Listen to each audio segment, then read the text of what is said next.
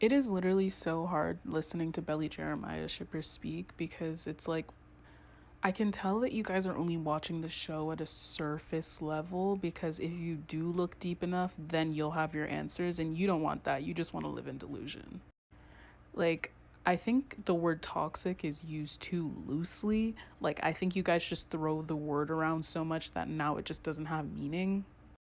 But to my original point, Conrad is not toxic. Conrad is not a bad boy.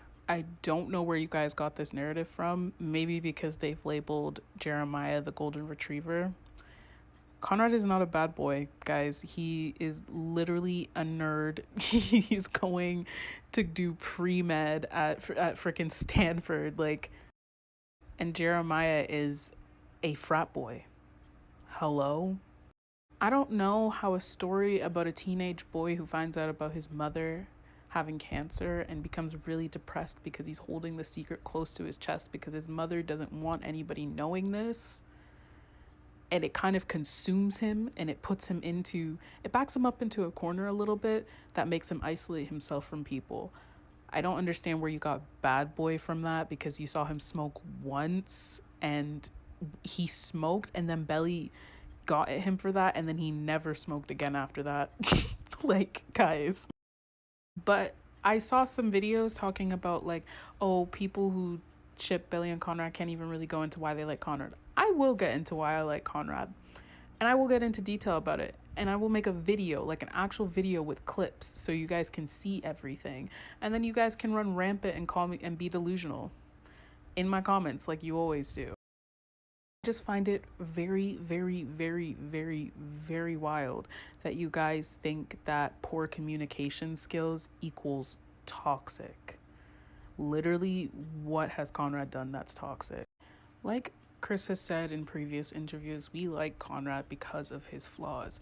But when we point out Jeremiah's flaws to you guys, suddenly all hell breaks loose. Like, he can apparently do no wrong. And we're going off of how this leads into the third book, and you guys are still screaming and crying and shaking and holding on for dear life. Nobody told you guys to get like this. It's a book to TV show adaptation. And when Jenny tells you guys that this happened in the books and you guys are in her face still crying about it, like I don't know, what do you want? Like what do you guys want? See, as the episodes go by, the reviewers saying that Chris and Lola outshine Gavin slash Jeremiah in his own season makes so much more sense. Every single time they give like a little bit to Belly and Jeremiah, it is completely overshadowed with the Belly and Conrad scene. Like, let's talk about the song that was playing here. This song by Vera Blue called Mended is literally about a relationship that hasn't fully recovered from the downfall. She's saying that they're almost mended, but they're not there yet, you know? But for it to cut to this specific part of the song, while they're hugging, while they're not looking at each other, oh my god, what am I supposed to do when most of me still belongs to you? Closed. And I just need to laugh at Gavin saying this because.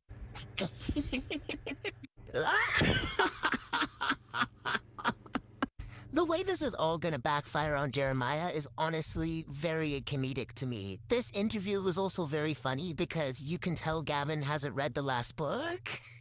He calls the situation fair game. What are you talking about? Like, I genuinely, every time I see this, I don't understand what he's talking about. Like, even Jenny had to kind of go in on Gavin a little bit. Even though she wrote it, she was like, is it fair game, Gavin? Is it? Going back to this scene, it's really interesting because it basically shows you from before Belly even makes her decision and confirms she is never going to be over Conrad. There are still lingering feelings, and maybe if Jeremiah wasn't constantly shutting Belly down and making her feel like shit for loving Conrad. Maybe if they ever had like an actual progressive conversation about this, like, because this is a conversation you need to have if you're going to jump into a relationship. Jeremiah, you can't just side eye and be mean to her every time she's nice to your brother. They literally dated, and on top of that, he's your brother. They're always going to be around each other. I just don't understand how anybody expects Belly to be 100% open with Jeremiah about her feelings when every single time she tries to bring something up in regards to Conrad and her feelings, he shuts it down. But when he brings it up and she has to shut it down, it's like it doesn't make sense. Like what you guys are doing doesn't make sense. And it's so clear that you are not making it out of college together. I also want to talk about this moment because it goes back to episode 4, where Conrad tells Jeremiah it physically causes him chest pains, not being able to tell Belly that he loves her. Which is actually just wicked when you think about it, because this means Conrad's gonna be having chest pains for years. I hate it here. Anyways, Team. Right, so let's just reestablish Conrad is here after dinner because he's specifically looking for a moment to get to talk to Belly. People complain he kept pushing her away or he never told her information. This was him trying to check to see if she was safe to open up to. And I also think he was trying to gauge if she still likes him because he actually is a bit insecure. Right off the bat, we're supposed to think Conrad is a bad boy because on the outside he's smoking. Oh, I'm shaking in my boots. So do Laurel and Susanna.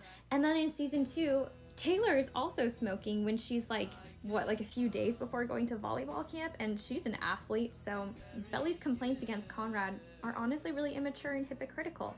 And they hold him to a high standard and expectation that's typical of the rest of his family, expecting him to be the perfect child, always the best, always perfect, never making any mistakes, always carrying the whole family image on his back.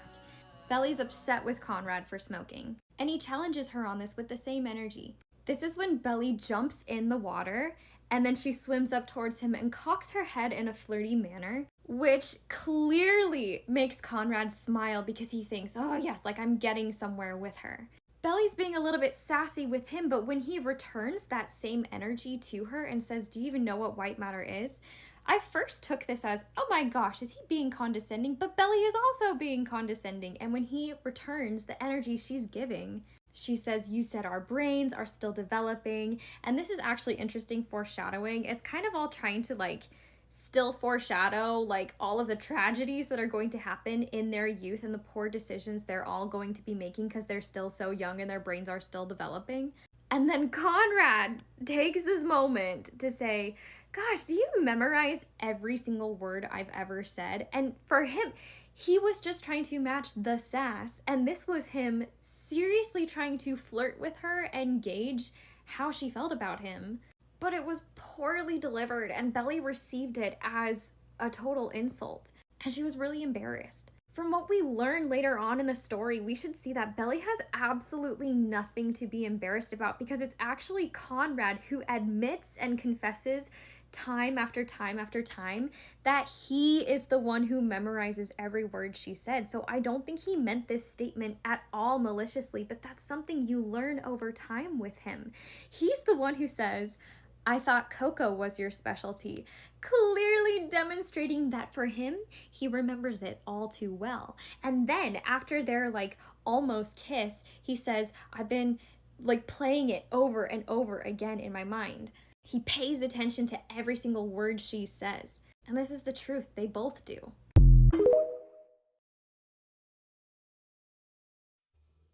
Okay, I was asked to do a video about the hugs from season 2, episode 3, and episode 7.